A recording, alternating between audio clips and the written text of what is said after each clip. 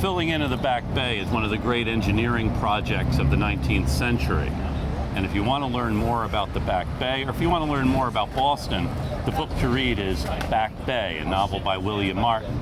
And William Martin happens to be here with us right now. Good to see you, Bill. Thank you, Bob. How are you? Good, thanks. And you? Good. Good thing. So how'd you come to write this book? Well, I needed to write something that I could make some money from.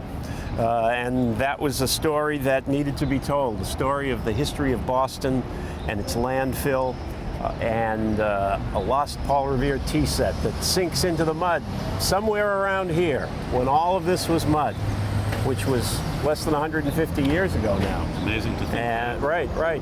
And then in the late 1850s, they started the process of filling the Back Bay. Yeah. And they created a whole city where once there had been an enormous marsh, washed twice a day by the tides. And the excitement for me as a storyteller was simply giving you the opportunity to see that city as it evolves in front of you, while a lot of modern characters go looking for that lost Paul Revere tea set. And it's very near to where we are. I'm not going to tell you where, but it's close. You'll have to read the book. Yeah. Do they find it? I'm not telling. Okay. Now, the story of something triggered your imagination when you were in elementary school. Right. Well, I can remember in the 4th grade, Miss Houghton at the Robert Gould Shaw School out in West Roxbury describing for us the way in which the Back Bay had looked to people in the 18th century. That wide open marshland. People fished here in the streams. And then, of course, the landfill came. And then in the modern era, in the 20th century, buildings have risen where once there had just been landfill. She describes New England Life Hall, which is right down there. When they dug the foundation, they dug down through the mud, down through the landfill, into the mud.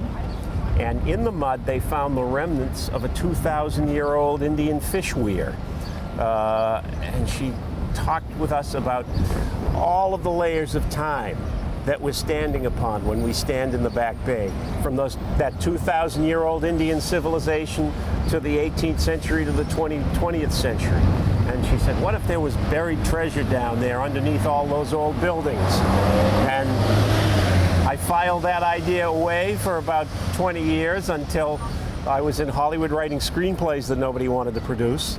And then I dusted off the old 4th grade story of buried treasure beneath the landfill of the Back Bay. And that's how it started.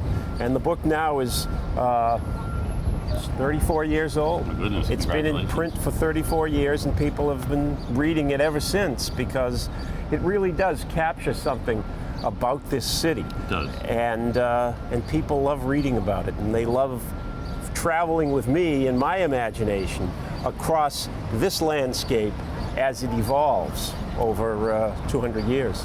And your other books also convey something about the character of New Englanders, character of Americans, where we get up in the morning, we go to work, and we solve our problems. That's right. That's a line from the Lost Constitution. A line uttered by the people building the mills down in the Blackstone River Valley in that book. Right. But that's the thing that I've always tried to do in my novels, is capture the American character in some way. What makes us resilient? What makes us different? What makes us like everybody else? All of these questions, as they get answered in fiction, just help to explain something more to us about ourselves. At least I like to think so.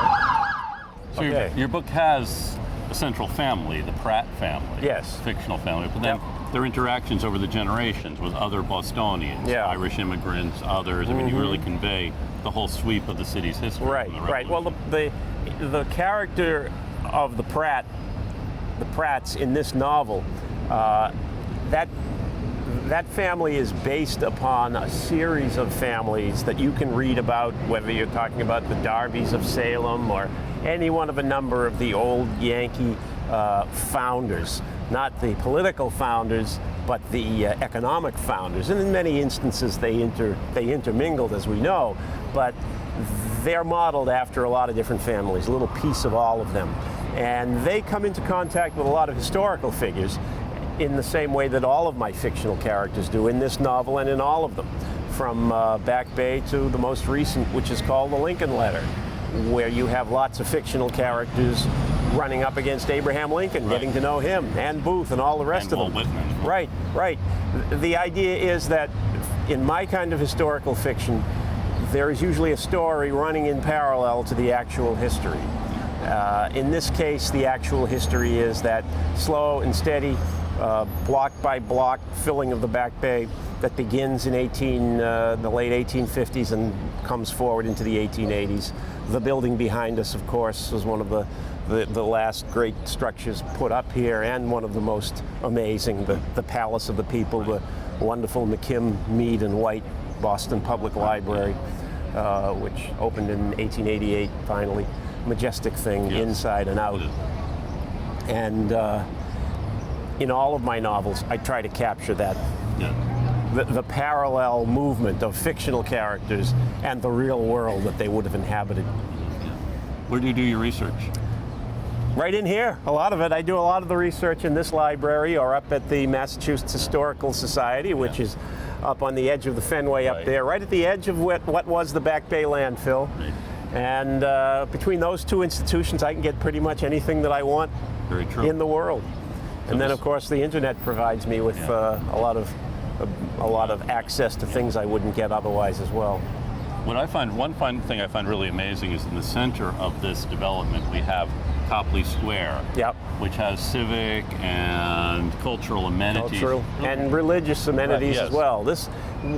Once they had figured out that Huntington Avenue wasn't going to cut all the way across, or that there wasn't going to be a building right over here, because in the early days Huntington Avenue did cut across. Once they had figured out that this really would make a marvelous open space, the people who founded this part of the city and supported it, the people who built Trinity Church and who built what used to be here on the site of the Fairmont Copley Plaza, which of course was where the first Boston Art Museum was. All of these people came to understand what a marvelous resource they might have here, where they would be putting art and culture and learning all surrounding an open space, and all of it together expressing something about Boston that I think those people really felt was a significant thing to say. We are one of the centers of learning. We are one of the centers of intellectual life in America, the hub of the universe. Of course, it was all built on landfill, as we know, and so it's still a little shaky here. If you look over at the Old South Church over here, directly across the street from the library, people don't know that by the 1920s, the tower of that church was starting to tip because of the landfill and the way in which the ground had been disturbed by the cutting of the subway out Boylston Street, which was an open cut and cover subway. And they had to take that tower down completely and rebuild it with new architectural features that would hold it upright so that it wouldn't go off of line by about 2 feet between the time that it was built in 1878 and the 1920s. And that's just one of the interesting stories of what happens with landfill any place. But the people of Boston had the opportunity to do something special when they started filling this Back Bay, and I think they succeeded in doing something special, because as I describe it in this book, after everything is filled in, after all of the buildings are built, and each lot was a certain prescribed size, and the builders and the people who did the landfill were given one lot for, I think, 5 that they would make, and they could sell that one lot. The state got to sell the rest of them. When they were done, they envisioned that they would have created an American Paris. And when you look at the architectural beauty around us, and when you go over to the Commonwealth Avenue and look up and down the mall, you might be inclined to agree. Thank you very much, Bill. Bob, thank you. Great to see you. Good to see you. Thanks for having me. Look forward to your next book. Thank you.